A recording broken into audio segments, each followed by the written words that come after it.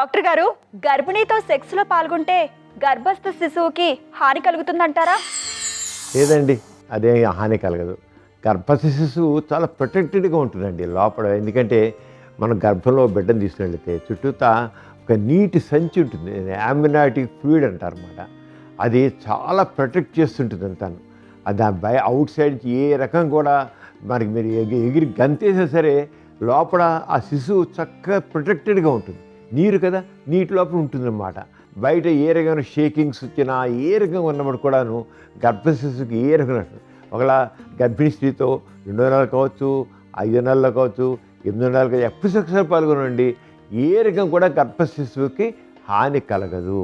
ఎందుకంటే చాలా రక్షణ ఉంటుంది దానికి. అది ముఖ్యంగా ఆ గర్భ శిశువు చుట్టూతో ఉండి ఉమ్ము సంచే దానికి ప్రధాన కారణం. చూసారు కదండి ఇవాల్టి సుఖజీవనం కార్యక్రమం. మీకు కూడా లైంగిక సమస్యలు కానీ సంతానలేమి సమస్యలు ఏమైనా ఉంటే మీ సమస్యలను వాట్సాప్ ద్వారా పంపొచ్చు. 8008532087 అనే నెంబర్కి వాట్సాప్ చేయండి.